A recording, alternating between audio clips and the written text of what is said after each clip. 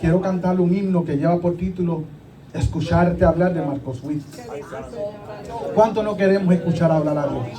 Gloria a Dios. ¿Cuánto no nos tiramos de rodillas cuando le fallamos al Señor y hemos sido desleales y el Espíritu Santo nos contriñe, nos contrista y nos lleva a postrarnos de rodillas y llorar delante del Señor para reconciliarnos con el Señor? Iglesia, es tiempo de reconciliación. El Señor la palabra dice que Dios aborrece el repudio. Dios aborrece la separación entre el hombre y la mujer. Cuanto más nosotros que somos su iglesia. Iglesia, Dios no quiere vivir separado de ti. Dios no quiere vivir divorciado de ti. Dios quiere que te acerques a Él y que te reconcilies con Él. No importa lo grande que tú consideres tu pecado. El Señor envió a Jesucristo para que por medio de su sangre tú recibas el perdón de pecado y tú seas reconciliado con el Padre. Si alguno quiere seguir en pos de mí, niéguese a sí mismo, tome su cruz y sígame. Mateo 16:24. Sigue a Jesucristo al lugar que Él te ha llevado en sí mismo. Él tomó tu pecado, Él tomó tu viejo hombre, lo puso sobre su cuerpo y tomó el nuevo hombre en Él y lo puso sobre ti, para que tú no llevaras el pecado y Él lo llevara sobre Él, y Él recibiera el castigo y tú recibieras su justicia. No avergoncemos a Jesús, honrémosle, creamos en lo que Él ha dicho, en lo que Él hará y en lo que Él está haciendo, porque Él no ha pasado. Él sigue siendo ayer, hoy y por los siglos de los siglos, dice su palabra.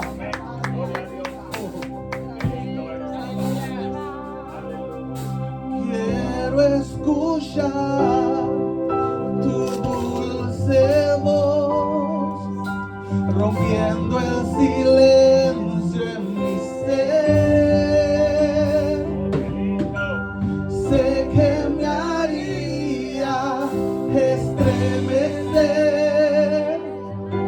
me harías llorar o reír, y caería rendido ante ti.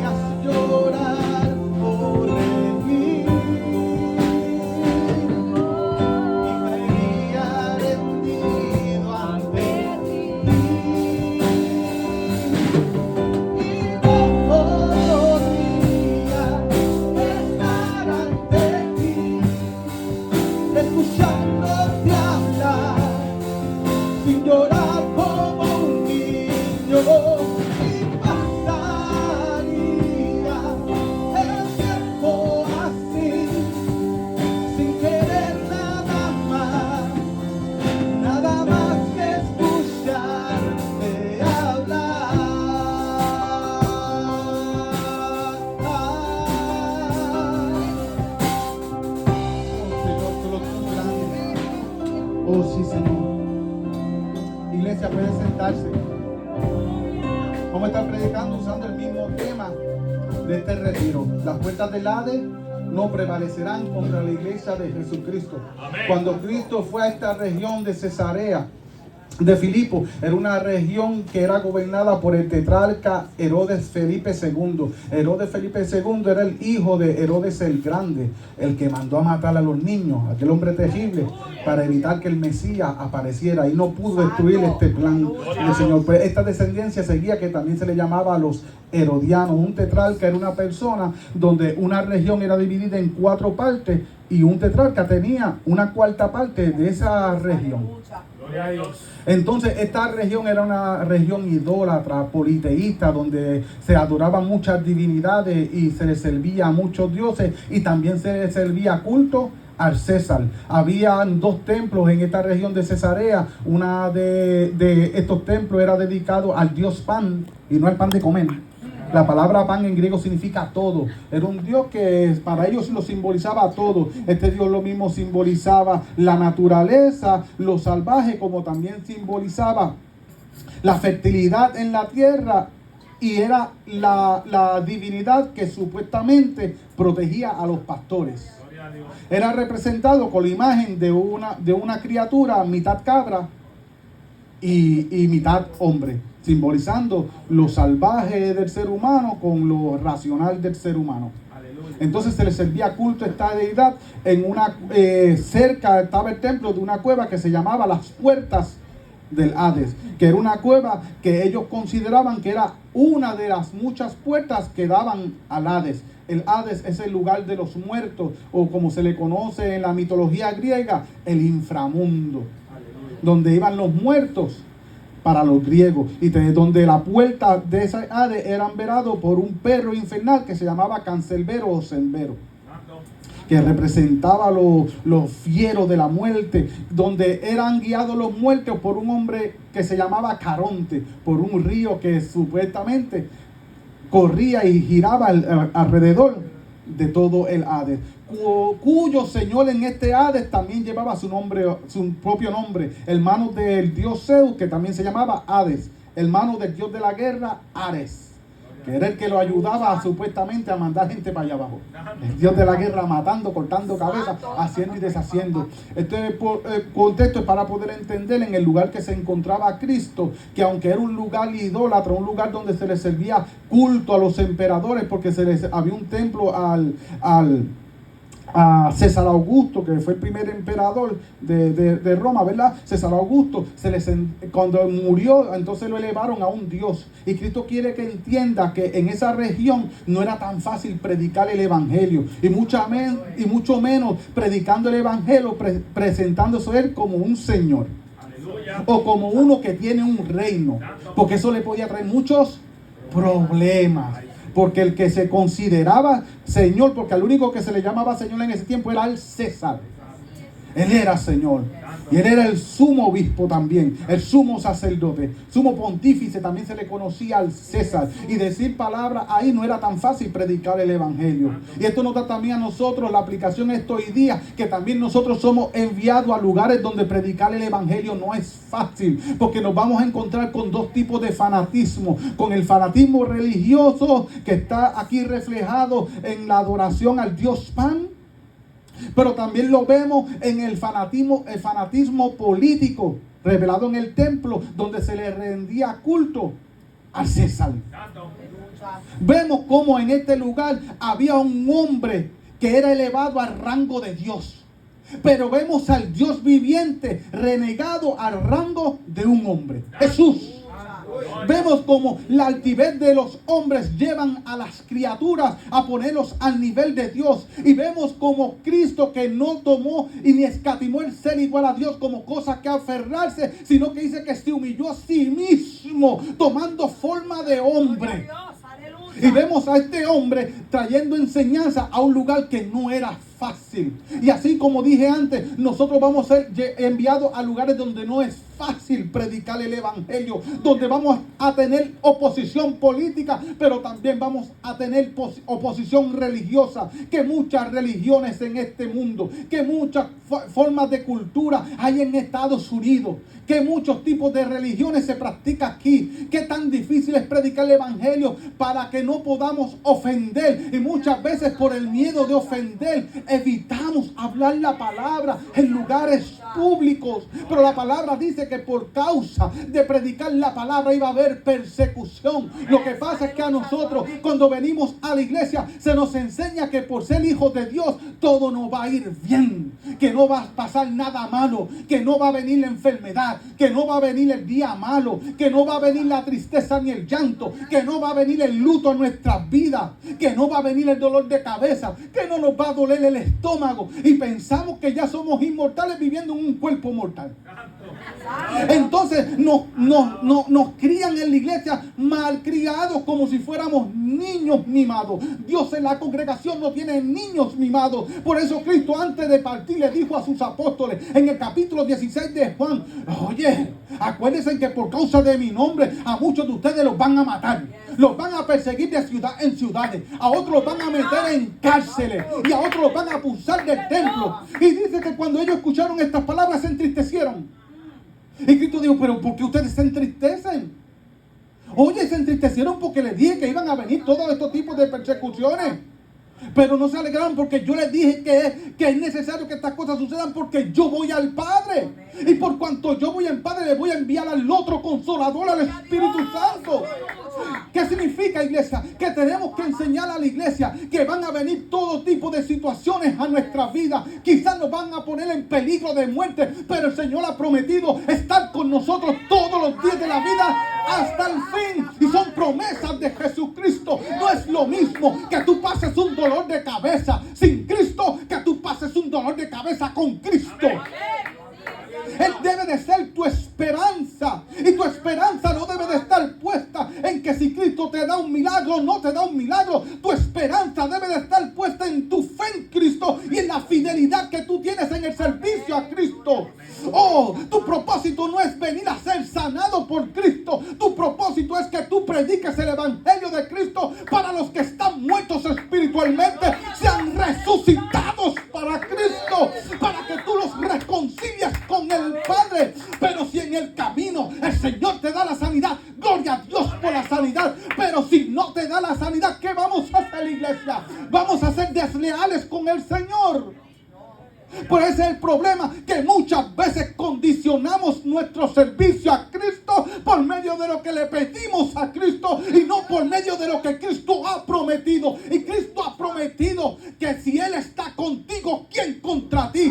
Oh, Romanos capítulo 8, versículo 31. Si Dios es contigo, ¿quién es contra ti? Ni la muerte, ni ángeles, ni principados, ni potestades, ni lo futuro, ni lo porvenir, ni lo pasado, ni ángeles, ninguna cosa creada te podrá separar del amor de Jesucristo. Aquí lo importante no es lo que tú deseas de Cristo, sino lo que Dios desea para ti a través de Jesucristo. Porque el deseo de Dios es tan fuerte que, viendo que el pecado de nosotros nos separaba de Él, Él decía: no, es que yo quiero perdonarlo, yo quiero acercarlo a mí, yo quiero reconciliarlos conmigo, pero no puedo por la forma en que ellos actúan, porque la palabra dice en Romanos capítulo 3 versículo 23: por cuanto todos pecaron y están destituidos de la gloria de Dios. Isaías 59 versículo 2 dice que tus pecados y tus iniquidades hicieron separación entre tú y Jehová tu Dios. Por eso el Señor no va a escuchar tus oraciones. El pecado nos separa del Señor. El pecado aleja el oído de Dios de nuestras oraciones. Por eso Dios tuvo que enviar a Jesús sacrificándolo para que Cristo tomara nuestro pecado que nos separa de Dios. Porque la palabra dice en Romanos capítulo 6 versículo 23 que la paga del pecado es muerte. ¿Qué es la paga del pecado? Muerte. Pero Dios no quiere pagarnos con muerte. Dios quiere pagarte con vida. Pero de la única forma que Él podía pagarte con vida era a través del sacrificio de un hombre justo. Y dice la palabra que Dios miró sobre la tierra y no vio ni un solo justo. Eclesiastés capítulo 7 versículo 21 en adelante. Ni uno vio. 20 en adelante. Entonces Dios tuvo que reconciliarnos con Él enviando a Jesucristo. Y muchas veces nosotros somos tan ingratos, iglesia, porque le tenemos una petición chiquitita al Señor y no la vemos cumplida, ya estamos siéndole infiel. Porque queremos condicionar nuestro servicio al Señor por medio de lo que desea nuestro corazón. Pero la palabra dice que engañoso es el corazón más que todas las cosas, y perversos, ¿quién lo conocerá? Jehová, que conoce el corazón y las intenciones de él. Jeremías capítulo 17, versículos 9 y 10. Dice que tengamos cuidado de este corazón. Sobre toda cosa guardada. ¿Guarda qué, iglesia? ¿Por qué? Porque de él mana la vida. Proverbios capítulo 4, versículo 23. Entonces nosotros debemos de caminar viendo cómo vivimos nuestra vida delante del Señor. Si vivimos una vida en integridad, en santidad delante de Él, de tal manera que lo agrademos, porque el que agrada a Dios no retrocede. Y hay muchas personas que dicen que agradan a Dios, pero van caminando como el cangrejo, de lado a lado, para atrás, para atrás. Y la Biblia dice que los que agradan a Dios no retroceden. Y que nosotros no somos de los que retrocedemos, sino de los que avanzamos para preservación de la vida y para salvación de nuestras almas. Hebreos capítulo 10, versículo 25 en adelante, hasta el 34 y 35. Entonces el Señor quiere mantenernos con Él en una buena relación para que podamos ir al mundo. Porque el propósito de Dios levantar la iglesia no es para que la iglesia esté en un lugar estático como estaba el templo de Jerusalén, sino que Él quiere una iglesia que se mueva como en el desierto. Dios hacía que el tabernáculo de reunión se moviera juntamente con el pueblo. Así Dios quiere la iglesia de hoy día, que no sea una casa estática en un solo lugar, sino que a donde quiera que vaya, la iglesia de Jesucristo ahí se mueva como casa, edificados como piedras vivas, con una palabra viva y con un testimonio vivo. Nosotros no somos hijos de la muerte, somos hijos de la vida. Nosotros no somos hijos de las tinieblas, somos hijos de la luz. Y tenemos que acercarnos a la luz. Pero la palabra dice que el que no ama, que el que aborrece a su hermano, no anda en luz y anda en tinieblas y es mentiroso. Primera de Juan, capítulo 2, versículos 8, 9, 10 y 11. Y el que dice que anda en luz y aborrece a su hermano es mentiroso, porque no anda en luz y todavía está en tinieblas y permanece en tinieblas. Y hay personas que dicen que están en luz, que muestran luz, predican luz, pero aborrecen a su hermano. Tienen un corazón malo contra su hermano. Están tratando de emboscar al hermano. Están poniendo piedras de tropiezo para que caiga el hermano. Estás en tinieblas. Si tú no has perdonado a tu hermano en cualquier cosa que te haya ofendido, estás en tinieblas. Y la palabra dice que el que está en tinieblas, en malas obras, no viene a la luz, para que sus obras no sean manifiestas por la luz. San Juan capítulo 3, versículo 20-21. Entonces, iglesia, ¿qué tenemos que hacer nosotros? Como dice la palabra, que de la misma manera que Moisés en el desierto levantó la serpiente de bronce para todo aquel que en el desierto por causa del pecado fuera mordido y le inyectaran el veneno de la muerte en su cuerpo y en su sangre, miraran a la serpiente y fueran sanos. Así que dice la palabra que Cristo fue levantado en la cruz del Calvario para que nosotros, que fuimos mordidos por la serpiente antigua, que también es Satanás y dragón grande, pues la palabra dice que podamos mirar a la cruz del Calvario, donde Cristo fue levantado, y allí recibamos el perdón de pecados. Y esto no significa que no va a haber la persecución, iglesia. Cristo dice en 1 Pedro capítulo 5 versículo 1 que todos estos sufrimientos que padecemos hoy se van regando en todos los hermanos en toda la tierra. Los mismos padecimientos. Y dice, armaos con este pensamiento. Muchas veces estamos pidiendo alma, nos creemos los viajeros más grandes del mundo. Y cuando Dios nos está mirando, dice, este no sabe nada. Esta no sabe nada. Está hablando bajo ignorancia. Pero yo quiero sacarla de la ignorancia. Dice, yo te voy a dar un alma poderosa. Ármate con esta alma, que como los hermanos padecen y como Cristo padeció hasta la muerte, que también nosotros vamos a padecer. Ahora, esa alma, ¿quién la quiere? ¿Quién dice quiero esa espada? Saber que vamos a padecer juntamente con Cristo. Como dijo Pablo, por causa de Jesucristo yo soy muerto todos. Si me pueden conseguir una servilletita, la pueden dar a mi esposa que me la traiga, que se me olvidó mi toalla. Sí. Gracias, Jesús, aleluya. Gloria a Dios. Entonces, hermano, debemos de ver. Poderoso eres, Si Dios. quieres, Te adoramos. Pastor, ¿le puede permitir a mi esposa que se quede conmigo? Aleluya. Disculpe, iglesia, que es que esa es la gasolina para predicar algo. Poderoso eres, Entonces, Dios. hermano, no podemos preocupar por lo que la gente piense de nosotros. Y muchas veces queremos congraciarnos con partidos políticos, queremos congraciarnos con otras religiones. No, la palabra es verdad. No nos manda a que estemos lastimando a las personas por sus creencias o porque nos creamos mejores que ellos por causa del conocimiento. Es todo lo contrario. Dios no nos ha dado una palabra para que nosotros tengamos dominio sobre los demás. Dios nos ha dado una palabra para que nosotros lideremos y guiemos a los demás. Y no solamente que lo guiemos nosotros, somos falibles, nos equivocamos, sino que tras que Dios nos da la palabra, nos da el Espíritu Santo para que Él sea nuestro paracleto, nuestro abogado y nuestro guía, que nos dirige, que camina con nosotros en el camino, que cuando mi pie se va para la izquierda, mételo para acá, que cuando se va para la derecha, para la izquierda, mételo para acá, que cuando estoy retrocediendo, dale para adelante.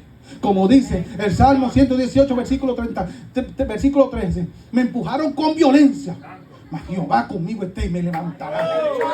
Te van a empujar con violencia, iglesia, pero la palabra dice que Jehová está contigo, caminando a tu lado. En el versículo 13 y 14 de Isaías capítulo 43 dice que Él anda contigo y te toma de la mano para que tu pie no tropiece. Dice también el Salmo capítulo 91, pero 41 de Isaías dice que Él está contigo, caminando a tu lado, que no te deja, que no importa quién se levante contra ti, no podrá pelear contra ti, que los que se levanten contra ti, delante de ti caerán. Hay personas que te hacen la guerra porque quieren lo que tú quieres, pero no buscan como tú buscas, no aman como tú aman, no perdonan como tú perdonas, pero sí quieren predicar como tú predicas, ministrar como tú ministras, respaldarte Dios como te respalda a ti, pero ellos no lo reciben porque sus corazones no hay integridad delante del Señor, solamente predican con el intelecto, pero no con el corazón de Cristo.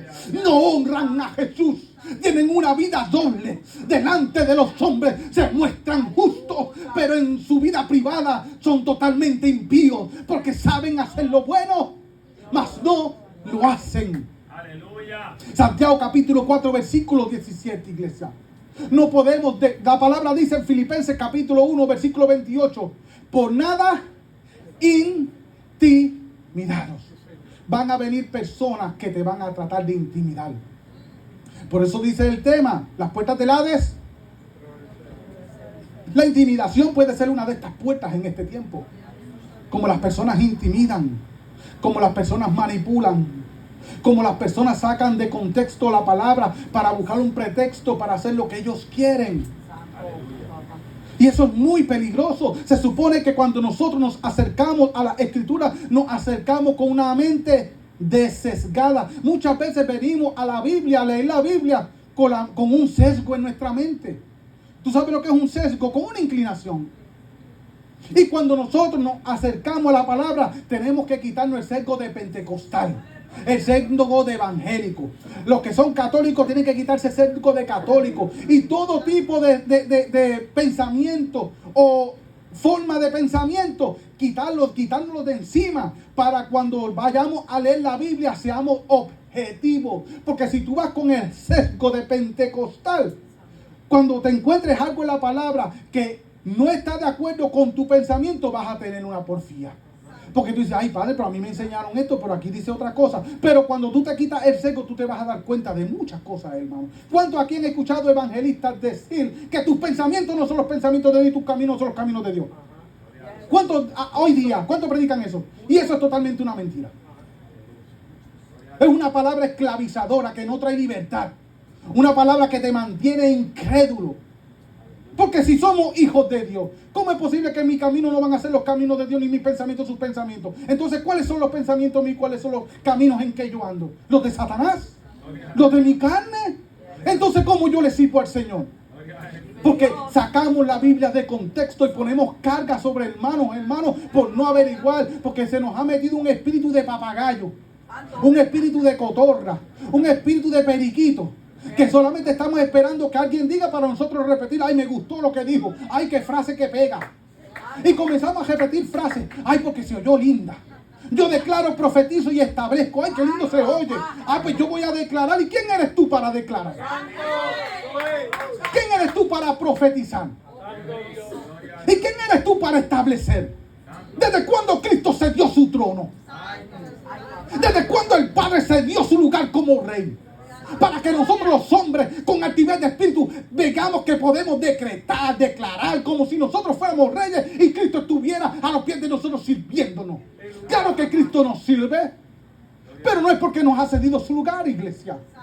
Claro que nosotros podemos decretar, podemos declarar y establecer, pero lo que ya Cristo dejó en la revelación de las Escrituras, ninguna otra cosa que esté fuera de la Escritura, nosotros tenemos autoridad para decretar y establecer y profetizar. La palabra dice en 2 de Pedro capítulo 2 versículo 19 que ninguna profecía viene por voluntad humana. Y yo escucho a mucha gente que son supuestos profetas diciendo: estoy loco por terminar de predicar, pero ignorante. Si la predicación es profecía, tú me estás diciendo que tú estás profetizando a través del evangelio y que quieres dejar de predicar porque quieres profetizar. No te das cuenta que estás profetizando cada vez que hablas el evangelio, porque profetizar es hablar acerca del futuro. Y cuando tú predicas el evangelio, estás hablando acerca del futuro. Cristo viene, estás profetizando.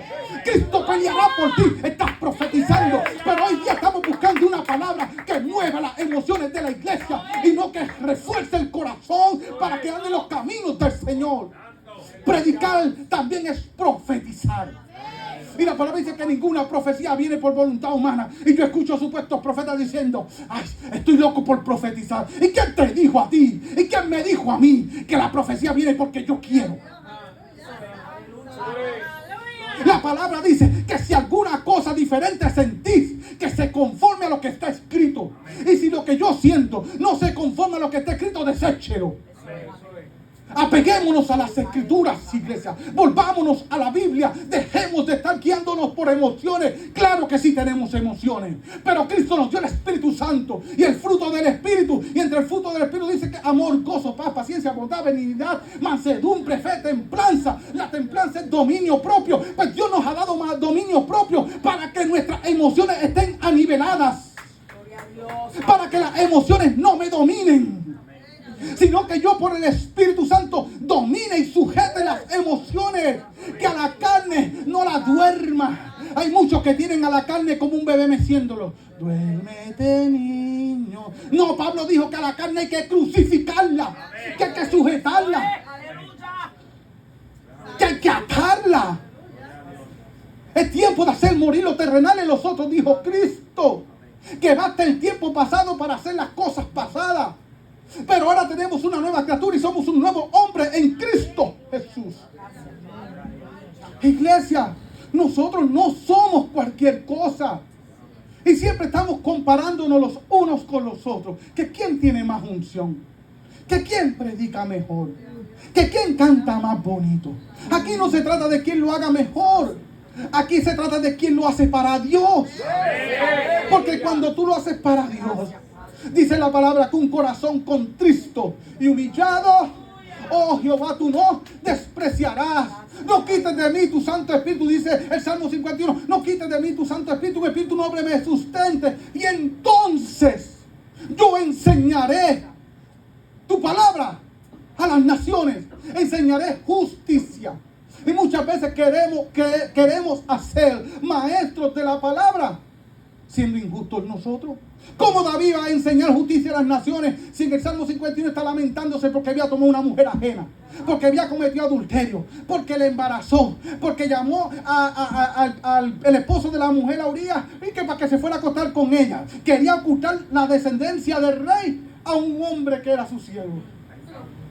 Estaba cediendo su trono y no se estaba dando cuenta, porque ese hijo también tenía derecho al trono por ser hijo de David, por causa de la palabra que Dios habló a David. Y él estaba cediendo su hijo a un hombre que era su siervo.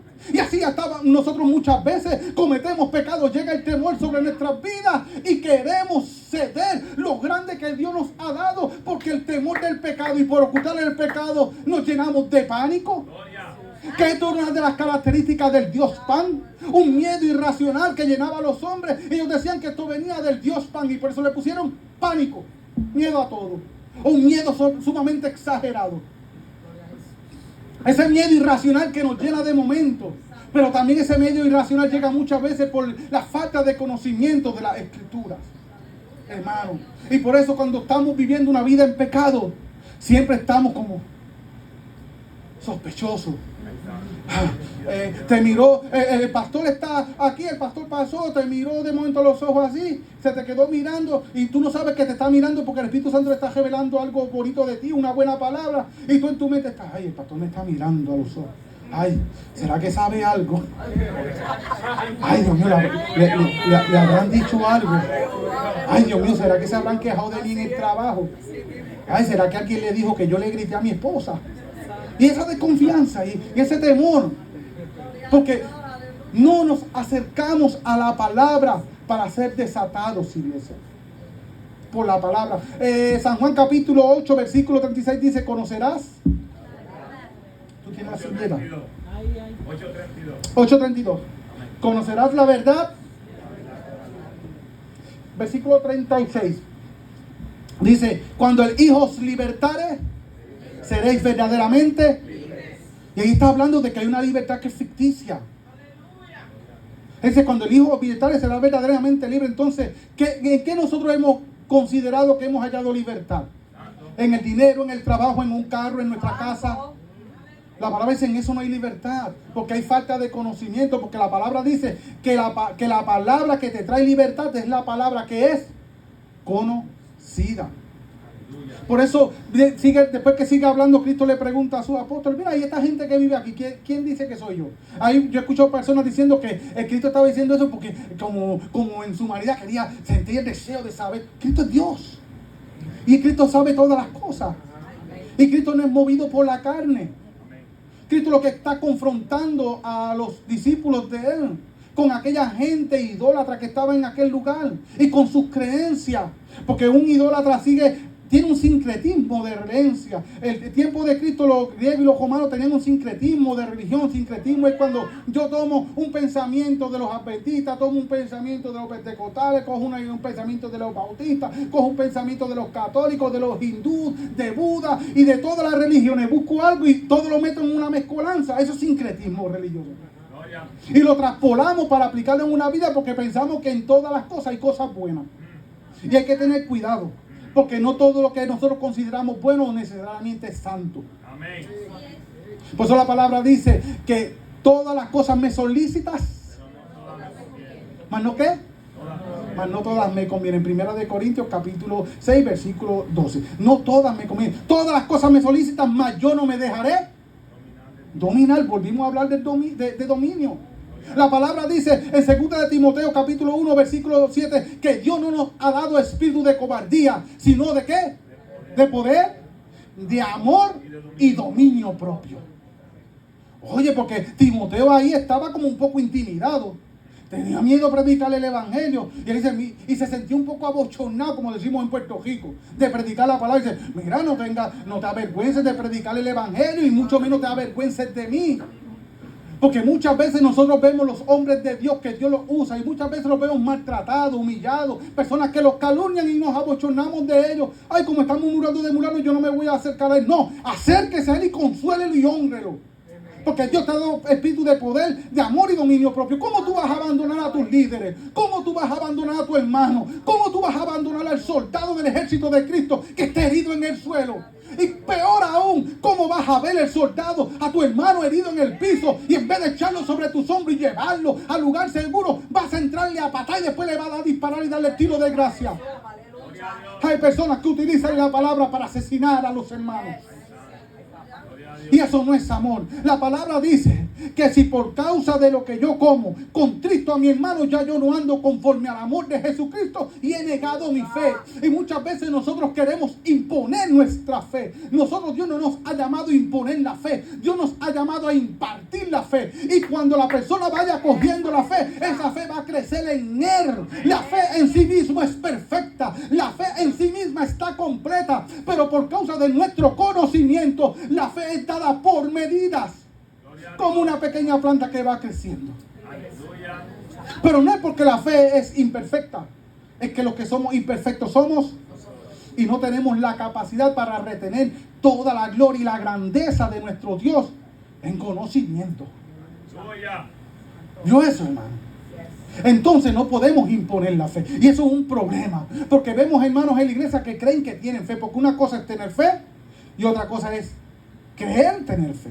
La Biblia dice que si alguno se cree, ¿cómo es que dice el texto? Ajá, pero no es otro, está creo que es en Corintios. Ay, Dios mío, se me fue el pensamiento ahora mismo. No. Creo que si alguno se cree perfecto, sabio. El que crea estar firme. Hay personas, creer es tener fe. Hay personas que tienen fe en que están firmes, pero están firmes en un fundamento erróneo, equivocado. ¿Entiende, iglesia? Y Cristo está despertando a su... ¿Por quién dice esta gente que soy? Unos dicen que eres Juan el Bautista, el profeta más grande nacido de mujer según Jesús. Mateo capítulo 11 y 7.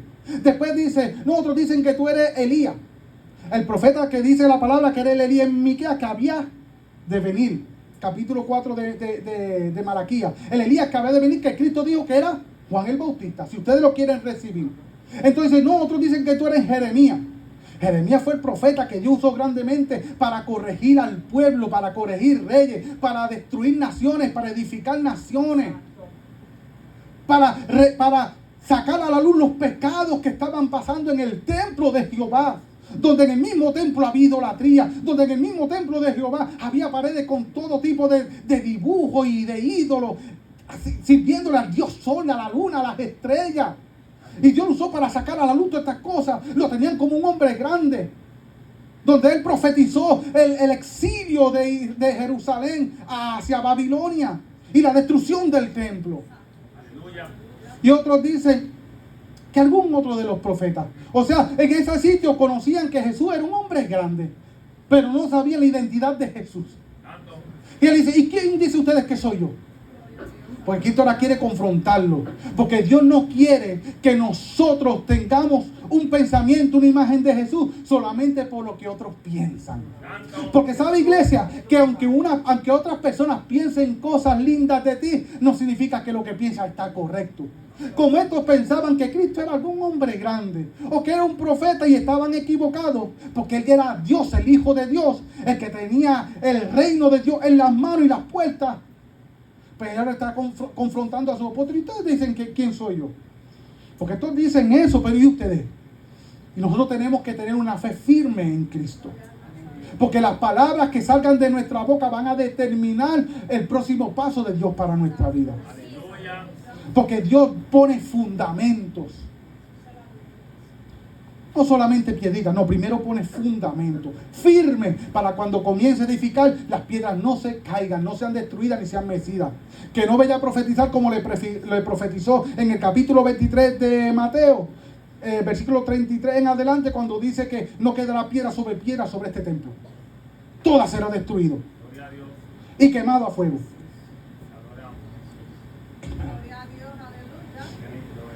Gloria a Dios. Entonces, él lo confronta con esta palabra. ¿Y sabe qué dice Pedrito? Tú eres el Cristo, el Hijo de Dios Altísimo.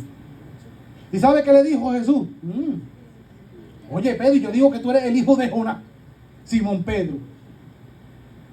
Y que esto que tú has dicho no proviene de carne ni de sangre. ¿Qué está diciendo Cristo? Que lo que los otros hombres dijeron acerca de él. No, él es Juan el Bautista. No, él es Elías, él es Jeremías, otro profeta. Cristo dijo, eso que estaban diciendo ellos aquí en esta región proviene de la carne. Lo que ellos piensan, lo que ellos creen, lo que ellos perciben por lo que yo hago. Pero lo que tú acabas de decir solamente es revelado por mi Padre. Y después le dice el Señor, y yo te digo que tú eres Pedro, en griego Petros, y que sobre esta roca, ¿qué iba a hacer el Señor? Y edificaré la iglesia, y las puertas del Hades no prevalecerán contra ella. Entonces el Señor está haciendo una comparación. Hay dos formas de interpretar esto. Hay personas que dicen que cuando Cristo le dijo a Pedro, tú eres Pedro, él estaba diciendo que él iba a ser, le estaba transfiriendo el papado y la autoridad papal. Pero no es eso lo que está hablando el Señor. Dios está hablando de autoridad. Por eso dice, yo te doy las llaves del reino de los cielos. Yo te he dado las llaves del reino de los cielos, pero estas llaves es conocimiento y autoridad. Las puertas en la antigüedad eran consideradas como un lugar sumamente fortificado, porque era el lugar de entrada a la ciudad, el lugar donde se hacía negocio en la ciudad, el lugar donde se fortificaba y se levantaban torres al lado y lado para proteger este lugar, el lugar por donde se metían las cargas a la ciudad para negociar. También era un lugar donde se hacían juicios y se tomaban decisiones importantes en la ciudad. Por eso vemos a Salomón que se paraba a las puertas y ¿qué hacía? Seducía a las personas. Ay, si ¿quién me diese a mí que me dejara juzgar los asuntos y yo le haría justicia? Y me se acercaba y lo pesaba. Y así dice que se robaba el corazón del pueblo. Autoridad, iglesia. Por eso Cristo dice, yo soy la puerta de las ovejas. Y Cristo le está dando autoridad a Pablo. Pero esta autoridad no es cualquier autoridad. Es una autoridad que viene respaldada del cielo. Por eso Dios utilizó a los apóstoles para establecer las doctrinas de la iglesia, la sana doctrina, las enseñanzas, lo que podemos hacer y lo que no podemos hacer, la exhortación, cómo va a operar el Espíritu en nuestras vidas. Y nos dejó todo este conocimiento para que la iglesia fuera edificada. Pero la roca es Cristo y la roca es la palabra decretada por Pedro. Pedro dijo, tú eres el Cristo, el Hijo del Dios Altísimo. Y Cristo dijo, esta declaración es la roca. Esta declaración es el fundamento. Efesios capítulo 2, versículo 20 dice que nosotros hemos echado el fundamento de Jesucristo, apóstoles y profetas. ¿Quiénes echaron el fundamento de Jesucristo? Apóstoles y profetas. La palabra dice que también Cristo es la piedra del ángulo viva que fue desechada por los edificadores. Y cuando la palabra habla de una iglesia que va a ser edificada significa que no es una iglesia que se detiene, que no es una iglesia que se estanca, que es una iglesia que comienza y hasta el día que Cristo venga, la iglesia va a estar en crecimiento. Y no solamente en crecimiento colectivo como pueblo y miembro, sino también en conocimiento de la Escritura y en un crecimiento espiritual. Dios no nos ha llamado a estar estancados, porque el agua que se estanca deja de moverse, y el agua que deja de moverse deja de producir oxígeno, y el agua que deja de producir oxígeno se pudre. Y el agua que se pudre no tiene pececitos bonitos para que tú puedas comer, ni para que lo puedas ver, ni agua buena para que puedas beber, pero sí cría microorganismos que te pueden matar. Y Dios no quiere una iglesia estancada, que venga con una palabra que en vez de traerte vida te traiga muerte. Que una vida que en vez de traerte esperanza te traiga fracaso. El Señor quiere que tú sigas creciendo en Jesucristo, para que esas puertas no puedan prevalecer contra ti. Porque hay muchas puertas del Hades que se levantan hoy, que tenemos que estar batallando, que nos hacen frente como iglesia en oposición. El pecado, que muchos batallamos contra el pecado, y esa puerta se levanta, pero el Señor ha dado una esperanza diciendo que ella no va a ser más fuerte que tú, porque prevalecer o no prevalecerá significa que no va a ser más fuerte que. En otras palabras, aquí te está diciendo, no te preocupes, porque aunque venga contra ti las puertas del Hades, aunque venga a amenazarte la muerte, aunque venga a amenazarte el pecado, aunque venga a amenazarte la enfermedad, aunque venga a amenazarte el diablo, los hombres mundanos, ellos no van a ser más fuertes que tú, porque el que es más fuerte que ellos está contigo, que es Dios. Jesucristo está contigo, hermano. Pero la palabra nos da ejemplos para que no caigamos en estos sitios. Y lo que pasa es que nosotros, iglesia, nos enfocamos mucho en las cosas pequeñitas. ¿Verdad que sí? ¿Qué dice Cantar de los Cantares, capítulo 2, versículo 15? Casadnos. ¿Qué? ¿Que echan a perder qué? La viña. ¿Cuál es tu viña? ¿Tu familia? ¿Cuál es tu viña? ¿Tus hijos? ¿Cuál es la viña que tú tienes? ¿Tu trabajo? ¿Cuál es tu viña? ¿La congregación donde tú estás? ¿Cuál es tu viña? ¿Tus padres? ¿Cuál es tu viña? ¿Tu matrimonio? Cazad las zorras pequeñas que echan a perder la viña del Señor. Mira, una anécdota. Hubo un hombre en Estados Unidos que estaba en el día de Halloween. Un charlatán, un titerito. Y se disfrazó de diablo. Los cuernos bien grandes, colorados. Se disfrazó de diablo. Y había un pastor. Aquí sí, que no hay diablo que se meta en esta iglesia. Que aquí los demonios tienen que salir corriendo. Aquí sí que hay unción. Y daba y cogía y movía. Y daba para allí y venía. Y la iglesia, gloria a Dios, aleluya, santo, santo, santo. Aquí no hay demonio que resista. Aquí sí que hay unción. Aquí se abre y los demonios tiemblan. Y de momento se abren las puertas. ¡Plá! Y llega el tipo y dice, ¡wow! Yo soy el diablo. Me lo voy a llevar a todos. Y lo primero que se escuchó un rugido que hizo el micrófono cuando dio en el piso. ¡Pum! El primero que le pasó por el lado al disfrazado de diablo fue el pastor. ¡Fua! Y detrás de él, rompe la iglesia gritando y cogiendo. Y el tipo se quedó como sorprendido. Dios, pero estos no son cristianos, estaban diciendo que sí, diablo. Y yo que soy unos disfrazados, mira cómo van. Y de momento se queda mirando para el frente. Y una viejita orando.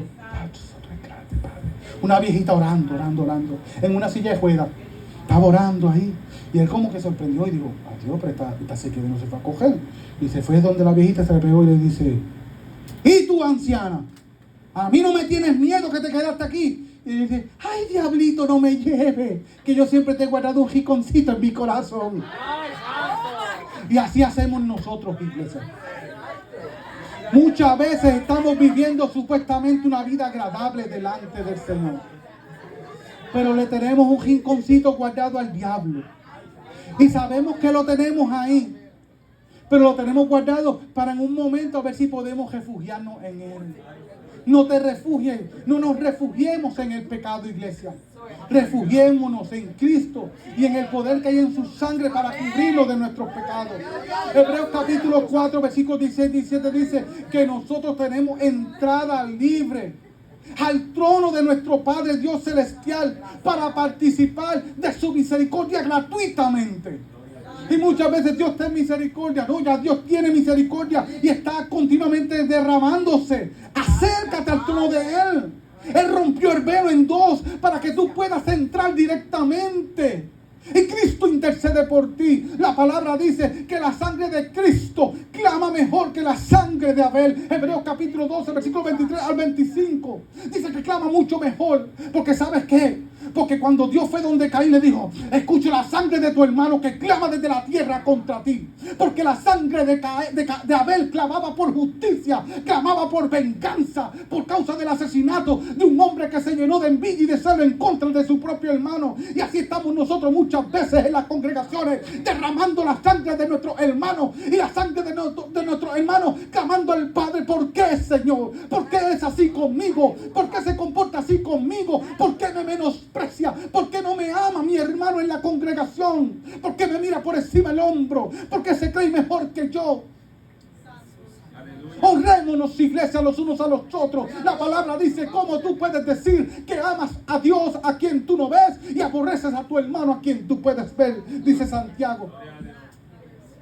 Es tiempo de que nos volvamos a Dios, respetando nosotros los unos a los otros, hermanos. Hay que tener cuidado con esas cosas pequeñas que permitimos en nuestra vida. También hay otra anécdota.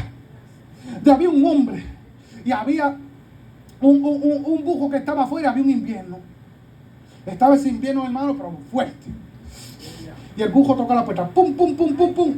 Y el hombre hace a un chipito así, ve el bujo dice, déjame entrar. Dice, no te voy a dejar entrar porque me destruye la casa. ¡Bum! Cerró la puerta. El jato. ¡Pum, pum, pum, pum! Déjame entrar que está frío y allá está caliente. Que no, que me vas a destruir la casa. ¡Bum! Porque el diablo es insistente, perseverante. Y vuelve, ¡pum, pum, pum, pum! Está bien, no me dejes entrar. Déjame meter solamente la nariz. Ah, la nariz, es chiquito, algo chiquito, lo dijimos, ¿verdad? Déjame meter la nariz, aunque sea para coger calentito, para poder respirar. Y él dijo, pues está bien, mete la nariz. Y el compujito dijo, y el ratito, mira, déjame meterle el hocico. Métele el hocico. Déjame meter la cabeza. Y cuando vino a ver, el bujo estaba metido en la casa y le destruyó la casa. Y así hacemos nosotros también, hermano. Permitiendo que cosas pequeñas entren a nuestra mente. Que vengan pensamientos pequeños a nuestra mente, que son disparados por Satanás como dardos de fuego, y los dejamos que entren, que entren, que entren, que entren, y cuando viene a ver, se ha convertido en odio, en rencor, en falta de perdón. Entonces, ¿de qué vamos a predicar la iglesia? ¿De qué vamos a predicar? Cristo dice que esta es la roca, este es el fundamento, lo que tú has dicho, lo que tú tienes fe. La palabra dice en Romanos capítulo 5, versículo 1, justificados pues por la fe tenemos paz para con Dios. ¿Dónde está la paz cuando permitimos que Satanás dispare sus dardos de fuego contra nosotros? ¿Dónde está el escudo de la fe? Según Efesios capítulo 6, versículos 10 al 18. ¿Dónde está la armadura del Espíritu en nuestras vidas, iglesia? Que son buenas obras que Dios ha preparado de antemano para que anduviéramos en ellas, según Efesios capítulo 2, versículo 10. Dios las preparó de antemano, pero nosotros tenemos que agarrarlas. Pedro estaba preso, la iglesia estaba orando, vino un ángel, libertó, lo despertó, pero le dijo, ponte la sandalia. El ángel no se dobló a ponerle la chancleta. Ven acá, Pedro, levanta las piernas. No, pero no, ponte tú, porque hay cosas que Dios va a hacer por nosotros, pero hay cosas que nos tocan a nosotros. Nosotros como cuerpo de Cristo tenemos responsabilidad delante de Cristo. Por eso el Señor demanda que seamos santos y necesitamos el conocimiento, las llaves del conocimiento. Por eso la palabra dice, a ti yo te doy las llaves del conocimiento, Pedro. Pero ¿a quién le quitó esas llaves? Se las quitó a los fariseos, escribas, intérpretes de la ley, los líderes religiosos que tenían que dirigir al cuerpo, que tenían que dirigir al pueblo. Estaban poniendo cargas pesadas, según Mateo capítulo 23, versículo 4, que ellos ponen carga pesada y la atan sobre los hombres, que ellos después no mismos quieren quitar, ni las quieren mover ni con un palo. Y el versículo 13 dice, ustedes que andan mal y tierra buscando para hacer un proceso y después hacen dos veces más hijos del diablo que ustedes mismos. Ustedes que cierran las puertas del cielo y del conocimiento de Dios para que ellos no entren y tampoco entran ustedes. Mira qué cosa terrible. Ellos tenían esas llaves y el Señor dijo, dame acá las llaves de ese conocimiento. Porque ustedes la están cogiendo para atar, para mantenerla en esclavitud. La palabra dice, ¿por qué volvéis a los primeros rudimentos, aquellos viejos de doctrina, fiestas paganas? Ustedes vuelven a circuncidarse, Gálatas capítulo 4, versículos 9 y 10. ¿Por qué vuelven a lo mismo? Más arriba dice, ¿quién os fascinó para no atender a la verdad? Comenzaron por el Espíritu y van a terminar por la carne. Dice Gálatas capítulo 3, versículo 3. Empezaron por el Espíritu y van a terminar por la carne. Porque como el hijo de Agar era según la carne y el hijo de Isaac era según la promesa, como el hijo de Agar, Ismael, perseguía al hijo de la promesa, también en estos tiempos los carnales van a perseguir a los espirituales. Así que si tú eres espiritual, prepárate porque te van a perseguir. Pero dice la palabra, bienaventurado cuando hablen toda clase de mal sobre vosotros, mintiendo. Mateo capítulo 5, versículos 11 y 12, iglesia. Mintiendo. Procure que mientan. Porque si están hablando la verdad hay peligro. ¿Oh? Entonces, mira, otra anécdota. Había un hombre, ¿verdad? Estaba vendiendo una casa. Y cuando estamos hablando de las cosas pequeñas que tenemos que cuidar, que pueden ser puertas de Hades, pero Dios dice que no van a prevalecer contra nosotros, porque Dios nos ha dado el conocimiento para que podamos estar firmes en contra de la acechanza del diablo. La palabra dice que no seamos participantes de las obras infructuosas de las tinieblas, sino reprenderla. Efesios capítulo 5, versículo 11. Pero la palabra dice en el capítulo, versículo 6 de ese mismo capítulo, que en otros tiempos eras tinieblas, mas ahora soy luz en Cristo Jesús. Andad como hijos de luz. Andad como hijos de luz. Y cuando aquí dice andar, está hablando en un término rabínico de esos tiempos, que era hacer lo bueno, andar haciendo correcto, dejarte guiar por las leyes, específicamente las leyes de Moisés, los decretos, las enseñanzas, leyes religiosas, leyes de culto, leyes sanitarias, leyes sociales, como con lo que tiene que ver con el matrimonio, los hijos, todas estas cosas. El Señor le está diciendo que esta es la forma de andar que debemos nosotros y mantenernos en el camino, porque no importa lo torpe que seamos, no tropezaremos en este camino. Isaías 35, 8 y 9. No vamos a tropezar en el camino. 35. Entonces nosotros tenemos que mantenernos haciendo así. Y vemos a este hombre que quiere vender la casa. Pero hizo un contrato y en el contrato había una cláusula bien pequeña. Y el tipo compró la casa y leyó la cláusula y dijo, pero esta cláusula dice que yo tengo que permitirte que tú pongas un clavo al lado de la puerta por dentro. Y sí, pues el tipo dijo, esto es algo pequeño, ¿qué tiene que ver que ese clavito sea del aire? Entonces fue el tipo que vendió la casa con un martillo, un clavo de tan, y puso un clavo al lado de la puerta en el marco. Y se fue. Entonces vendió la casa, el hombre que compró la casa feliz con su familia. Y de momento un día, a las 12 días, tocan la puerta. Cuando abre, el tipo. ¿Y qué hace? Sí, no, que vengo a enganchar este sombrero aquí en mi clavo. Ya no podía decir que no, porque ese clavo era de él. Ya por dejarle esa cosa pequeña, él tenía derecho a poder entrar legalmente hablando. Legalmente hablando. Ya puso el sombrero. Otro día llegó a las 3 de la tarde, cogió el sombrero y puso un gabán. Y así seguía. Un día llegó con un pernil entero. Y cogió el pernil y lo amajó ahí. Hasta que se pudrió. Llenó la casa de pudrición. Y así nosotros también muchas veces venimos al servicio de Jesucristo, pero le dejamos esa clausalita al diablo ahí, como que la dejamos pendiente y le dejamos un rinconcito, y no nos damos cuenta que el diablo sigue tirando sus pensamientos. Y cuando venimos a darnos cuenta, por nuestra boca lo que está saliendo la pudrición de Satanás que ha sembrado en nuestros pensamientos, iglesia.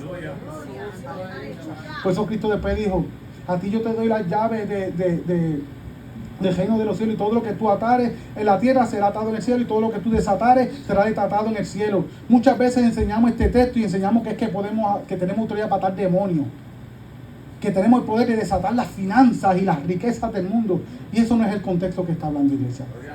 De eso no está hablando. La palabra dice que cuando un espíritu inmundo sale de un cuerpo, ¿a dónde va?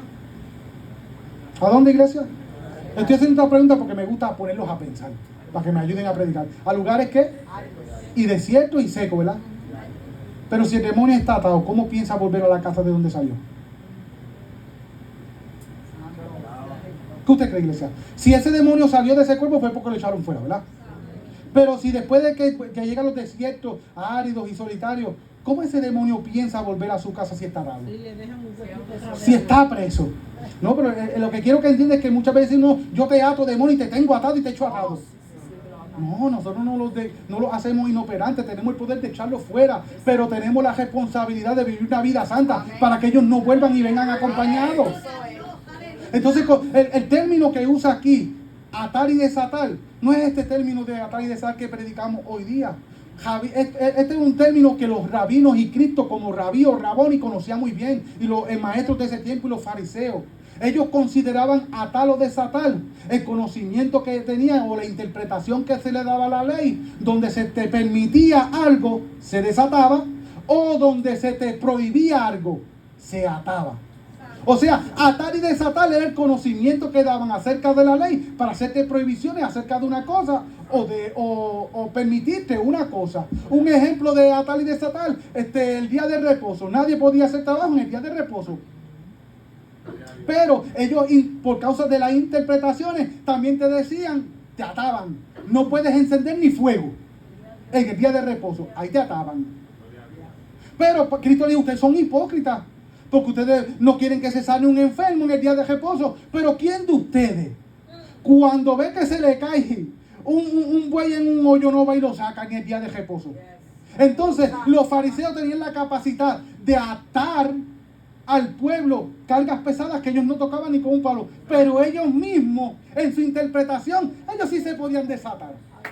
Y Cristo te está diciendo, yo ahora, por medio del Evangelio, Pablo, te estoy dando la palabra que tú vas a enseñar, ética, moral, social, para la iglesia con reglamento, donde se va a permitir y prohibir por causa de cosas espirituales, para que tú guíes al pueblo, porque atar y desatar era la herramienta que tenían estos rabinos para guiar al pueblo, pero ya ellos no estaban guiando, los estaban esclavizando, porque ya no tenían amor. Y a todos los tenían prohibiciones, cosas que Dios no mandó, interpretaciones que ellos daban. Pero Cristo le dice a Pedro, no solamente yo te digo que todo lo que tú digas será dado en la tierra, sino que en el cielo. O sea, que tú vas a tener respaldo espiritual del cielo para operar. ¿Y sabes dónde tenemos ese respaldo? La Escritura. Ellos escribieron para que nosotros tuviéramos. Iglesia, usted quiere atar y usted quiere desatar, predique la palabra. Porque los que están cautivos en el mundo, cuando escuchen la luz del evangelio, ellos van a ser libres si lo creen. Y la palabra dice que otra cosa de atar y desatar es el pecado. Como dijo el hermano ahorita, Mateo 18:18. Que todo lo que ate en el cielo será atado en la tierra. Está hablando aquí, pero el contexto está hablando del perdón de pecado. Si yo, ¿cuántas veces perdonaré a mi hermano que pecare contra mí? Hasta 7 veces. ¿Y qué le contestó Cristo? ¿De dónde Cristo sacó esa respuesta? ¿Por qué Cristo dijo 70 veces 7? También he escuchado muchos predicadores haciendo matemáticas. No, porque es que como Cristo dice 70 veces 7, significa que 7 por 70 es igual a 490 veces. Y 490 veces es un número redondo como para decir que no importa cuántas veces una persona peque contra ti, tienes que perdonarlo. No, pero Cristo sacó eso de la Escritura, del conocimiento de la Biblia. Dice la palabra que cuando Dios castigó a Caín y lo desterró, Caín dijo, pero Señor, donde quiera que yo vaya, cualquiera que me encuentre me va a matar. ¿Y qué le dijo Dios? De cierto te digo que cualquiera que matare a Caín será vengado 7 veces. En la línea de Caín se levantó uno que se llamaba Lamec, que fue el primer hombre que tuvo 2 mujeres que se registra en la Biblia, y que tuvo hijos que eran músicos y que bregaban con el bronce y con todas cosas metálicas. Y dice, si Caín fue vengado 7 veces, yo te digo que Lamec será vengado 70 veces 7. Y Dios está restaurando lo que dañó al primer Adán. Cristo lo está restableciendo en el postrero Adán, que es el mismo. Primera de Corintios capítulo 15, iglesia. Usted quiere atar y desatar, enseñe la Escritura, enseñe la sana doctrina. Si tiene algo que decir que no está escrito, dice que se conforme a lo que está escrito. Y si no se conforme a lo que está escrito, deséchelo. Porque son fábulas de vieja. Ay, ay, ay. Entonces, iglesia, cuidémonos en este tiempo de esas cositas pequeñas que estamos permitiendo que lleguen a nuestras vidas, que están echando a perder la viña, que están llenando de pudrición nuestros pensamientos, nuestra vida. El olor a podrido es olor a muerte. ¿Cómo es posible que la iglesia, que Cristo murió para que tenga vida, ahora está trayendo muerte? No dice Apocalipsis capítulo 1 versículo 18 que este Cristo que vieron ellos ahí glorificado, que sus ojos como fuego, su pelo resplandeciente, sus pies como bronce bruñido, dice que él tenía las llaves de la muerte y del Hades. Y no dice Apocalipsis que el postrer enemigo de Cristo es la muerte. Y dice la palabra en 1 de Corintios capítulo 15 versículos 57 y 58, oh muerte, ¿dónde está muerte tu aguijón y sepulcro tu victoria? Oseas capítulo 14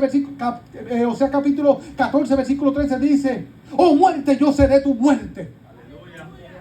Dios amenazando a la muerte. Santo. Iglesia, nosotros somos una iglesia que vamos creciendo, que Dios nos ha dado autoridad, que Dios ha prometido respaldarnos. Por eso las puertas del Hades no prosperarán contra nosotros, iglesia. Aleluya. No van a prosperar. Amén. Y ese temor a la muerte, el Señor ha echado fuera. La palabra dice que el que teme no ha conocido a Dios ni ama, porque el perfecto amor echa fuera el temor, iglesia. Echa fuera el temor. ¿A qué tú le temes en este día? ¿Qué tienes necesidad en este día?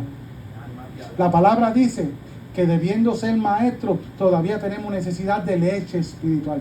De esto tengo mucho que hablar, pero difícil de explicar porque habéis hechos tardos para oír. Hebreos capítulo 5, versículo 11 y versículo 12. Y dice que el que todavía participa de la leche, dice que es inexperto en palabra de justicia. Que muchos niños tenemos predicando en los púlpitos. Gloria a Dios.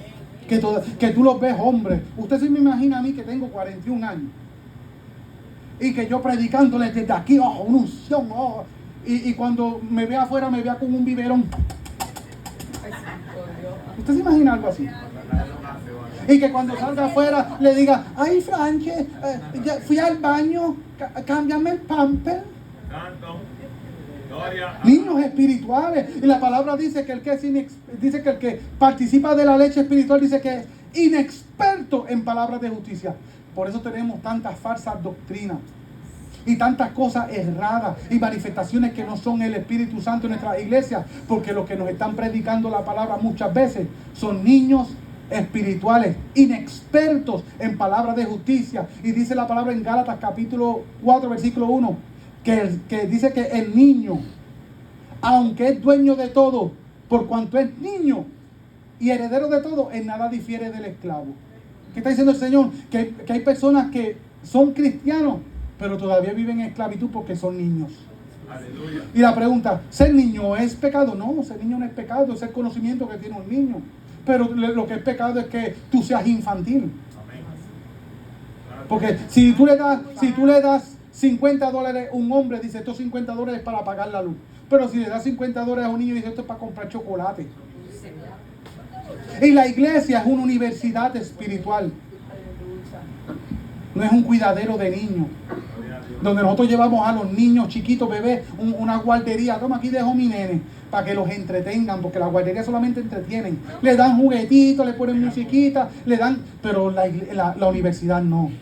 La universidad, el maestro no está pendiente a ti. ¿Sabes por qué? Porque el maestro piensa que tú tienes la madurez suficiente y que ya tú estás ahí con un propósito y que tú tienes interés. En la guardería te están regañando, nene, no haga eso. Ponga atención. En la universidad el maestro no. Él sigue escribiendo, sigue dictando. Si tú escribes o no escribes, no le importa. Porque él piensa que tú eres un hombre, una mujer maduro. Pero Dios dice y piensa lo mismo de nosotros. Somos gente. La diferencia es que a Cristo sí le importa nuestra condición. Amemos a Dios, iglesia. Honremos a Cristo. Amémonos los unos a los otros. Confesemos nuestra falta los unos a nosotros. Reconciliémonos los unos a nosotros. Veamos qué estamos haciendo que está trayendo tropiezos a nuestras oraciones. Las puertas del Hades no van a prevalecer. La palabra dice, iglesia, para que tenga esperanza, en Filipenses capítulo 1, versículo 6, que el que comenzó la buena obra en nosotros la perfeccionará hasta el día de Jesucristo. Iglesia, de modo que si alguno está en Cristo, nueva criatura, las cosas viejas pasaron, todas son hechas nuevas. Segunda de Corintios capítulo 5 versículo 17, versículo 19 dice que Dios ruega a través de nosotros como si rogara por nosotros que reconciliaos conmigo, porque el ministerio que Dios nos ha dado es el ministerio de la reconciliación. ¿Cómo vamos a reconciliar al mundo con Dios si no nos reconciliamos nosotros con nosotros mismos? Cuando matrimonios duermen separados, cuando padres no le hablan ya a sus hijos. ¿Cómo, iglesia? Cuando nosotros en la iglesia vemos un hermano que viene de frente y le sacamos y pitamos para el otro lado. No, tenemos que reconciliarnos. Vamos a darle testimonio a Cristo de que queremos estar con Él. Que Él vea y diga, wow, mira cómo el pastor se esfuerza por agradarme. ¿Qué fe tiene? Este sí que me mueve. A Dios no le mueve lo que nosotros podamos hacer por el Espíritu. Es natural por el Espíritu hablar lengua. Es natural por el Espíritu profetizar. Es natural por el Espíritu que Dios ponga mande una persona, pone las manos y reciba sanidad y lo sane de cáncer. Pero eso a mí no me engrandece porque es natural del Espíritu. Pero a Dios lo que le sorprende es la fe de un hombre y de una mujer llena de Él. O la incredulidad también lo sorprende. Hay dos cosas que sorprenden a Dios: personas incrédulas y personas con fe. Iglesia, hasta aquí mi parte, y que el Señor les continúe bendiciendo.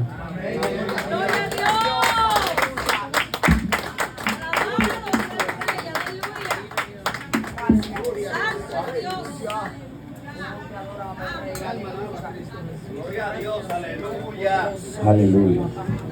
Si alguien necesita la oración, algún enfermo, alguna persona que necesite, por aquí el predicador va a estar, el evangelista Ariel, junto a la iglesia vamos a estar orando. ¿A cuánto Dios le habló en esta hora?